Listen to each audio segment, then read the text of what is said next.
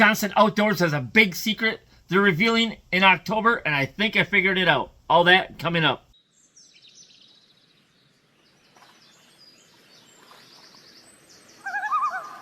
Johnson Outdoors has a big secret coming in October, and I think I may have found it. What's up, everybody? My name's Steve Mortensen. I'm the host of Angling Adventures Outdoors and Smallmouth Addiction YouTube channel. And recently, seen a couple of videos and some social media stuff that Johnson Outdoors is going to be releasing some new product coming in October. And curiosity got the best of me, and I had to go out and start doing some research. And I couldn't find much, all right? Just not much out there until I really started digging deep, all right? And I think I may have found it. So, bass fishermen, if what I uncovered actually turns into a real Humminbird and Minn Kota product, this completely could change the way we use forward-facing sonar and technology. That's right. I'm going to be talking about that in a minute here. But before we get into this, I got a question asked that I think a lot of serious bass fishermen are starting to wonder about. Where does all this technology end? Because every single year, we're getting better at finding fish because we have things like better sonar, we have better mapping, better live imaging, better trolling motors for better boat positioning. And now with what I'm about to share with you, what I found, at what point does this start putting even more pressure on our bass fisheries? Especially trophy and largemouth bass that years ago could disappear offshore and basically hide from fishermen. They can't. Those fish can't hide anymore. If technology keeps getting better, the fishing pressure is only going to increase. Is there ever going to be a point where fishing technology goes too far? Probably not, because technology is never going to stop advancing. But I think it's a conversation that fishermen, tournament organization, fishery managers are eventually going to have to take very seriously. And wait until you hear what Johnson Outdoors may be working on, what I discovered. But this could push that conversation to an entirely different level. So I'm going to share with you guys some clues that I found. First one, starting with a patent that was issued August 11th, 2026. This gets really interesting. So there's been a lot of talk about Johnson Outdoors having something new coming, right? Johnson Outdoors, of course, is a company behind Humminbird Electronics and Minn Kota trolling motors. And I've been digging around trying to figure out what's coming out. What are they working on? Is it another fish finder? Is it a new Mega Live? Is it something new with TargetLock? Is it a new trolling motor? Or is it something completely different? Well, I started looking through some recent Johnson Outdoor patents and trademark filings, and I found something really interesting that caught my attention. I'm going to read this to you guys. On August 11th, 2026, Johnson Outdoors was granted a U.S. patent, and the title is System and Method for Maintaining Sonar Imaging of a Structure Regardless of Mounting Platform Movement and Orientation. What is that? Sounds kind of boring, right? When you actually start reading what the patent can do, it's not boring at all. The system describes a sonar array that can be controlled independently from the trolling motor. Think about that for a second.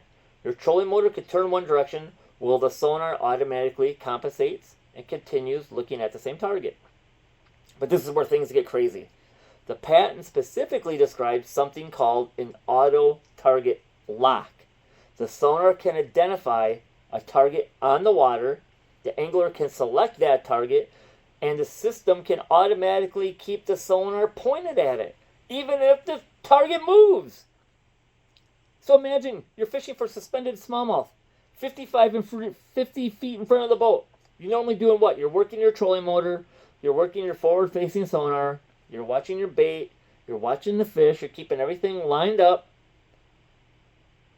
But imagine instead, you simply now select that fish, you click it, your target is now locked, the fish swims to the right, the sonar follows it to the right. The fish swims to the left, the sonar follows it to the left.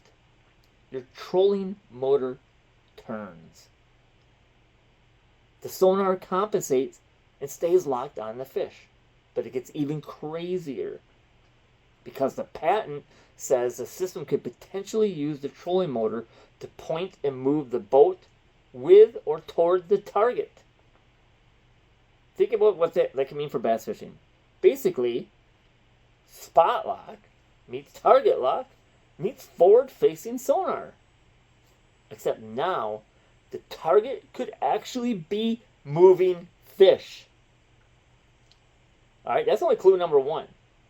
Because Johnson Outdoors has another recent patent called Sonar Target Enhancement. This one deals with live sonar image processing. The technology is designed to recognize certain targets, including things like fish and fishing lures, and make those targets easier to see without simply enhancing everything else on the screen. So basically your bottom of the lake, the brush pile, and random clutter doesn't get blown up.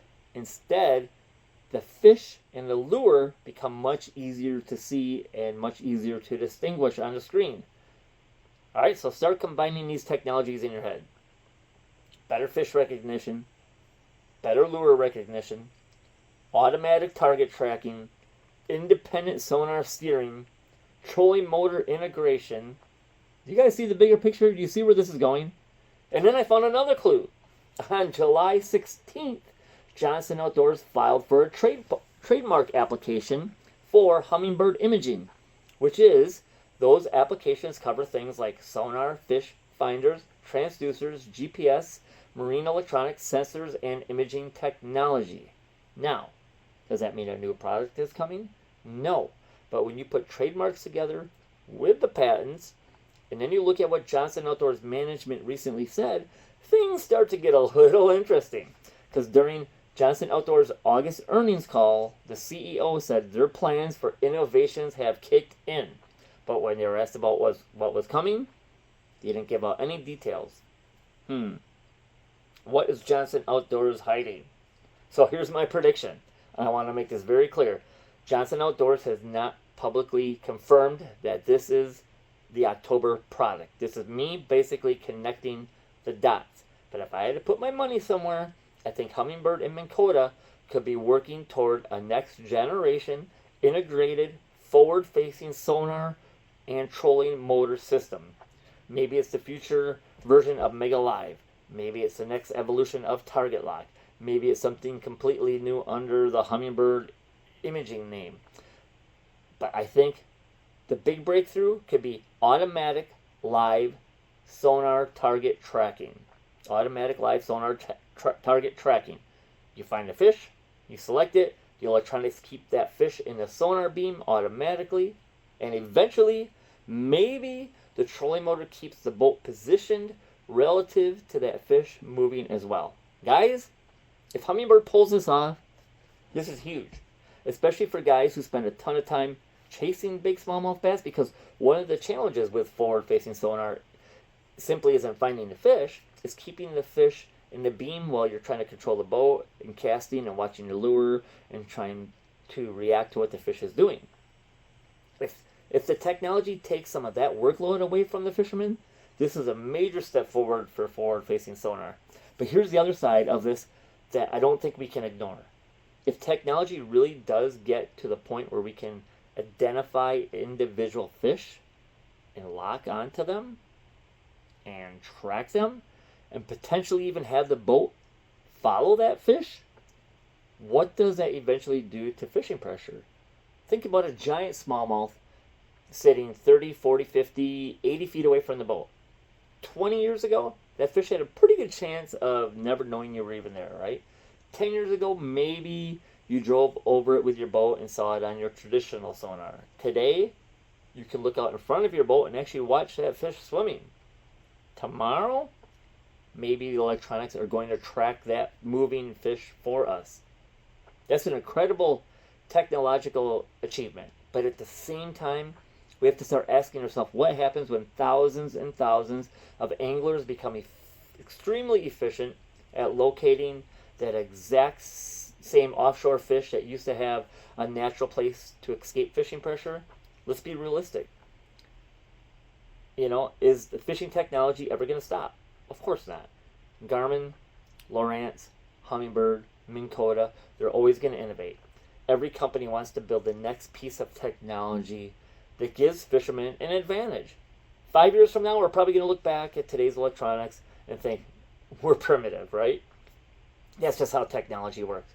So I'm not saying technology is bad, because I love electronics. I use electronics. Electronics help us understand fish behavior in ways that fishermen could only dream of years ago. But I also love the resource. I love bass fishing. And I want my daughter and kids and the next generation of fishermen to be able to experience the same incredible fisheries that we have today. So somewhere along this technological race, fishery management is going to have to keep up with fishing technology. Maybe that's better catch and release practices, different tournament rules, maybe seasonal protections on certain fisheries, maybe it's reduced harvest. I don't know what the answer is, but I think it's a conversation we're going to hear a lot more about moving forward. So because technology is not slowing down, right? It's only accelerating. So I want to know what you guys think. Did we just uncover Johnson Outdoors' big secret? Is this the next generation of Humminbird forward-facing sonar? Is Minn Kota about to take TargetLock to an entirely different level? Or is Johnson Outdoors and Humminbird and Minn Kota working on something even bigger? You know? And here's the bigger question. When does fishing technology go too far? Would you guys use a system that automatically locks onto an individual fish or a bass and tracks that fish? Do you think this type of technology puts too much pressure on our fisheries? Or do you believe that technology is a simple part of the evolution of fishing and it's up to fishery managers to adjust? I want to hear what you guys think about this one. You know, drag your prediction and your opinion in the comments, because I guarantee there's going to be fishermen on both sides of this conversation. And if you're a bass fisherman and you want to know the second I find more information about this, subscribe to the channel, because I'm going to keep digging.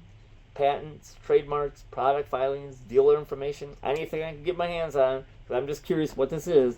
And when Johnson Outdoors finally pulls the cover off this thing, we're going to find out just how close we were.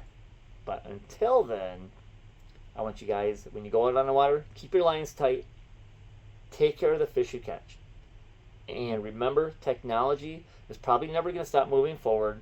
So the real question isn't when will fishing technology end, because it probably never will. The real question is, how do we make sure our fisheries can keep up with it? And keep watching your sonar, because pretty soon your sonar might be watching the fish for you.